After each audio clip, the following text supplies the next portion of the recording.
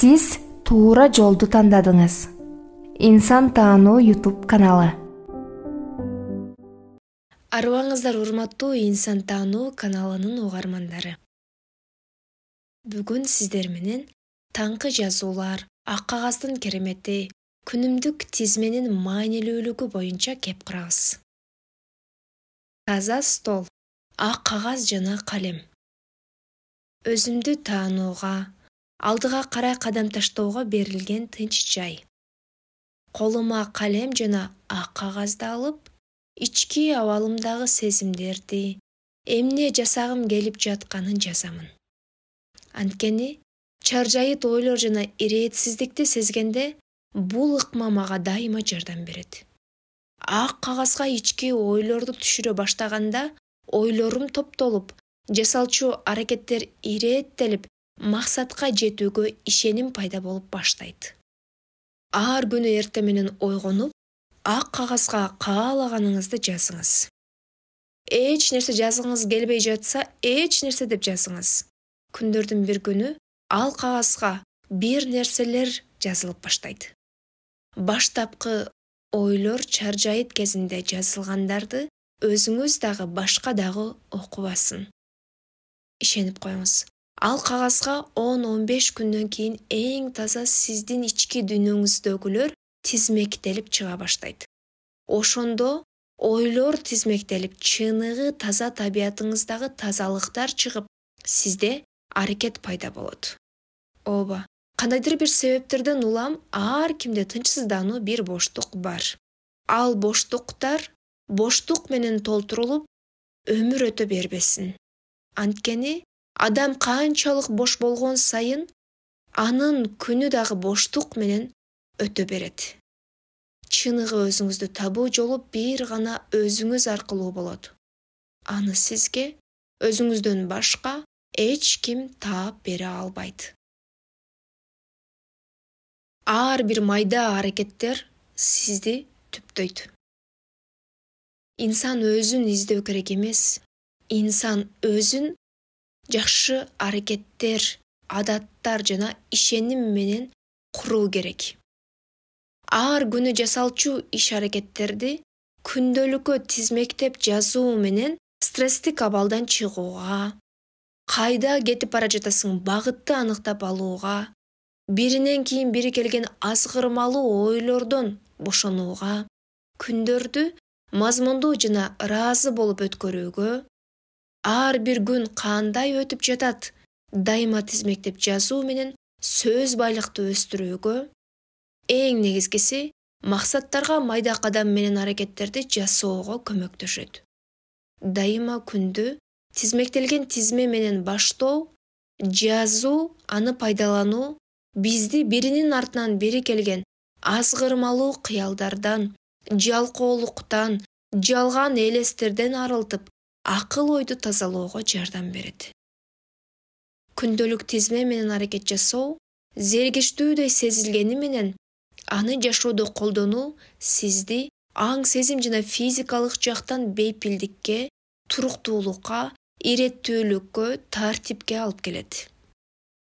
Кичине аракеттер адатка айлануу үчүн аны ар күнү кайталоо керек.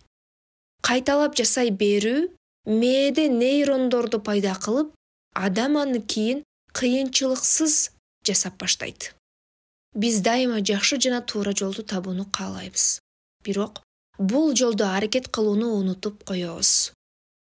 Сиз эмне каалап жатканыңызды кагазга жазып, ички туюм сезимдериңизди аныктап алдыңыз. Андан кийин күндү тизмектеп тизме түздүңүз. Эми натыйжага байланбай аракетке өтүү керек.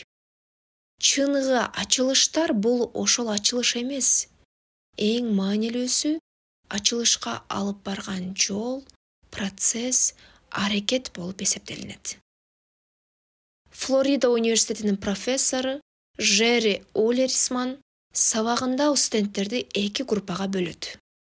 Биринчи группаны сан группасы, экинчи группаны сапат группасы деп атайт. Сан группа бир семестр аралыгында канча сүрөт тартса, жиберүүсү керек болгон. бир семестрдин соңунда профессор тартылган сүрөттөргө көз чаптырганда бир студенттен 100гө чейин сүрөттөр келген. Сүрөттөрдүн санына жараша А 90 болсо Б, 90дон төмөн 80 болсо С, андан төмөн болсо дагы башка бааларды койгон. А сапат группасы аткарылган иштин сапатына баа алуусу керек эле. Алар бир семестр аралыгында бир гана сүрөт жиберүүсү дагы мүмкүн эле. Бирок А балын алуу үчүн сүрөт өтө сапаттуу тартылуусу керек болгон. Бирок профессор эң сапаттуу сүрөттөр сан группасы тарабынан жиберилгенин көрүп таң калган. Анткени сан группасы ар түрдүү сүрөттү тартууда ар кандай ыкма, өңдөрдү ар түрдүү жолдорду колдонуп, айкалыштырып көрүү тажрыйбаларын пайдаланышкан жана өз каталары үстүндө иштеп көрүү аракеттери менен машыккан. Сан группасы 100 сүрөтү тартуу учурунда алардын талант өнөрлөрү бир канча деңгээлге өскөн. А сапат группасы бул учурда бир гана сүрөт үстүндө отуруп, анын сапаттуу болуусу үчүн ойлонушкан. Жыйынтыгында сапат группасы бир семестр аралыгында өз таланттарын толук колдонушпай, далилдөө үстүндө бир гана сүрөт менен бир семестрди өткөрүшкөн. Демек, дайыма кайталап жасоо, жашоонун сапатын жакшыртуу, ар кандай тажрыйбаларды жасап көрүү бул өтө маанилүү. А бул үчүн бизге күнүмдүк тизмелер чоң жардам берет.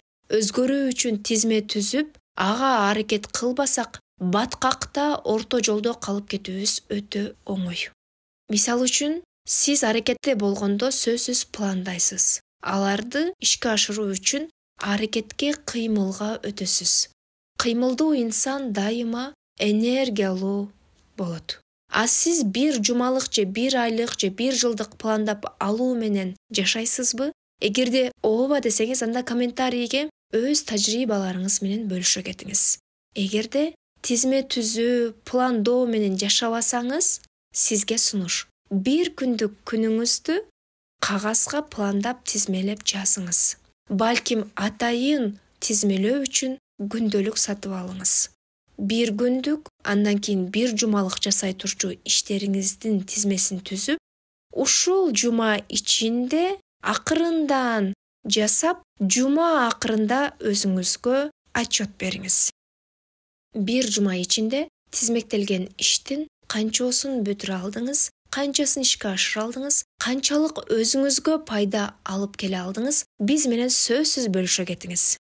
Мисал үчүн, бир жума ичинде ар күнү 10 мүнөттөн эле китеп окууга убакыт бөлүп жатып, сиз бир жума ичинде 150 беттүү китепти окуп бүтүрүп коюңуз толук мүмкүн. Бул менен акыл көрөнгөнүңүздү, сөз байлыгыңызды, ойлонуу жөндөмдүүлүгүңүздү, маанайыңыздын көтөрүлүүсүн өзгөртө аласыз.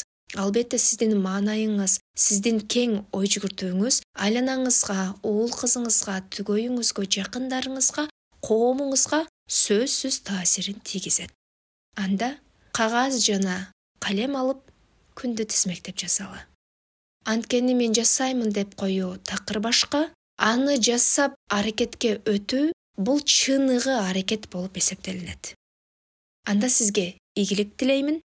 Эгерде бул аудио сабагыбыз сизге пайдалуу болгон болсо, жакты белгисин басып, эң жакшы көргөн инсандарыңыз менен бөлүшүүнү унутпаңыз. Сиздер менен мен Гүлнур Жапарова болдум. Өзүңүздүн сунуш пикирлериңизди комментарийге жазып кетсеңиз, биз абдан кубанычта болобуз. Кийинки жолукканча амандык тилеймин.